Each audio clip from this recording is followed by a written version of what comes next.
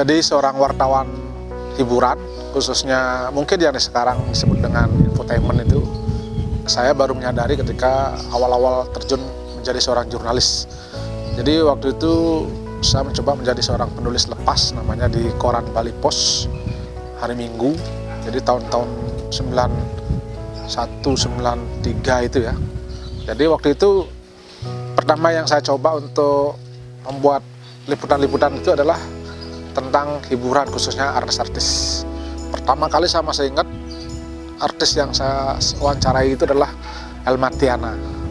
Jadi dulu terkenal dia dengan iklan Sonsinya mana yang ada di jalan tol itu. Dari situlah dia kemudian mengetop sekali dan terkenal. Kemudian waktu itu dia nginep di hotel di Kuta, sedang syuting film bersama artis terkenal waktu itu, Ongki Alexander, jadi pemeran si Boy.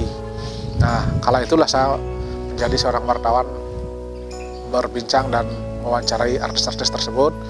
Kemudian redaktur saya di Bali Pos Minggu waktu itu Pak Gos Martin sangat tertarik, dan mulai saat itulah saya terus mencoba menulis sejumlah artis yang kebetulan datang ke Bali.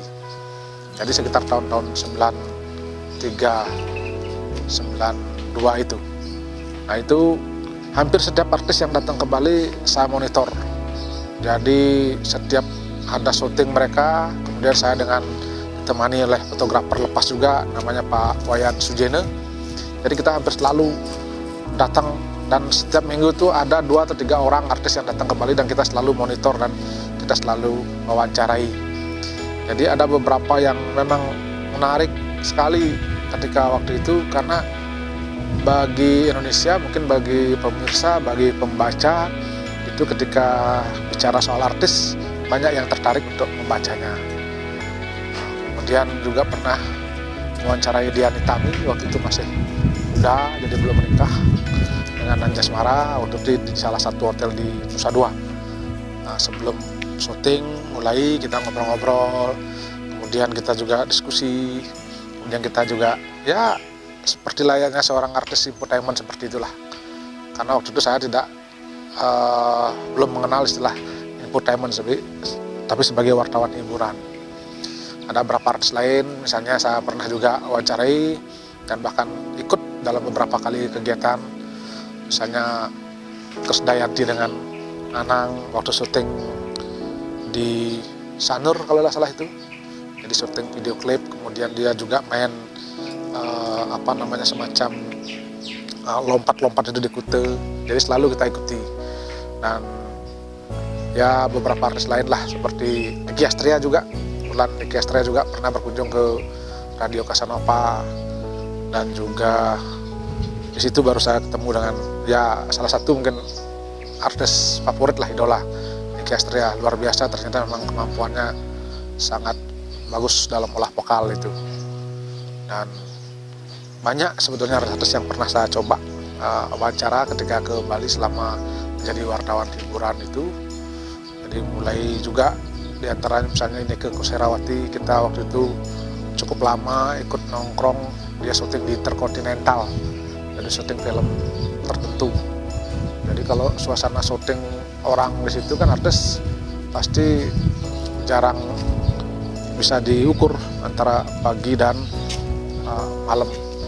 Dan ya artis-artis zaman dulu itu memang rata-rata main untuk sinetron, main untuk film itu mungkin di beberapa TV yang tidak seperti sekarang. Jadi banyak sekali ada TV-TV nasional waktu itu. Dan satu hal yang bagi saya menarik adalah artis itu sebetulnya public figure yang sangat ditunggu oleh masyarakat, apapun informasinya, apapun yang menyangkut tentang dirinya sangat ditunggu. Sehingga ketika kita bikin beritanya, kemudian bikin wawancaranya, selalu ditunggu. Nah karena itulah akhirnya saya berpikir ini kok mengasihkan juga itu. Karena memang saya juga waktu itu masih muda, tentu juga senang, punya kebanggaan, dan kita ada koleksi-koleksinya juga, foto-foto itu. Dan mungkin kalau dikaitkan dengan kondisi sekarang, ya karena sekarang sudah banyak ada YouTube, ada banyak banyak program-program yang menyangkut tentang infotainment itu sudah menjadi hal biasa. Tapi waktu itu memang menjadi kebanggaan tersendiri di saat orang rame-rame menjadi ingin bertemu dengan seorang artis. Akhirnya kita bisa setiap saat ketemu dengan artis-artis waktu itu. Satu yang saya masih ingat membuat, boleh dikatakan berkontribusi terhadap seorang model top. Waktu itu saya masih ingat wawancara dengan seorang anak SMP, sekolah di SMP Kerobokan, salah satu sekolah swasta. Itu waktu itu kelas 2 atau kelas 3, dia sempat menang sebagai model di Bali. Kemudian saya wawancarai, dan ketika saya wawancarai, dia ada keturunan Indo. Jadi semacam ibunya orang Bali, kemudian bapaknya orang bule. Nah, waktu itu saya wawancarai dia, belum bisa ngomong, belum bisa bicara, artinya masih baru-baru sebagai seorang public figure seperti itu, mungkin untuk kelas Bali.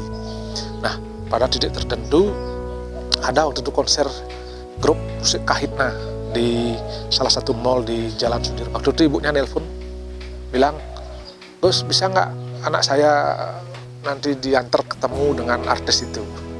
Akhirnya saya coba, "Oke Bu, mari kita coba, saya bantu antar." Kemudian saya antar di belakang panggung, khususnya waktu itu masih di bawah, karena tampilnya di atas, di belakang stage itu. Kita ngobrol, akhirnya ketemu dengan itu, dan artis itu namanya Tracy Trinita. Waktu itu masih SMP, dan akhirnya di situ ngobrol-ngobrol dengan Kahitna, dan akhirnya dalam suatu kesempatan berikutnya Tracy Trinita ini dijadikan model. Waktu itu model lagu yang sangat ngetop oleh Kahitna, mungkin lagu saya lupa, itu syutingnya di Pulau Seribu, Jakarta. Sehingga saya lihat, wah ini udah mulai ngetop. Nah, sejak saat itulah akhirnya Tracy Trinita ini ngetop dan bahkan menjadi model elit dunia. Waktu itu dia sempat menjadi, boleh dikatakan juara, dan masuk jajaran elit look model seperti itu itu. Orang itu ngetop dan akhirnya di Jakarta terkenal. Jadi saya waktu itu masih ingat sekali, dari SMP dia kemudian menjadi seorang model klip dan akhirnya menjadi model dunia. Itu mungkin garis tangannya dia cukup baik dan memang betul-betul kemampuannya, karena memang punya modal juga dia dari sisi fisik menjadi seorang model. Banyak memang beberapa artis yang coba saya fasilitasi, komunikasikan, sehingga menjadi bagian dari public figure itu. Jadi sebetulnya itu yang menarik ketika kita menjadi seorang wartawan hiburan, karena memang selain juga kita bisa bertemu dengan idola-idola waktu itu masih muda, tentu kita bisa mengkomunikasikan, karena orang banyak yang ingin menjadi artis, boleh dikatakan itu public figure, sehingga ketika ketemu memfasilitasi, dan luar biasa akhirnya menjadi seorang public figure top. Dan saya belum tahu ada perkembangan lanjutan dari model Tracy Trinita itu sampai saat ini, karena memang sudah tidak pernah kontak lagi waktu itu. Jadi ya mulai dari suka dulu, kemudian baru menuju ke penggemar, dan akhirnya menjadi profesi. Itulah wartawan hiburan yang coba saya ikuti.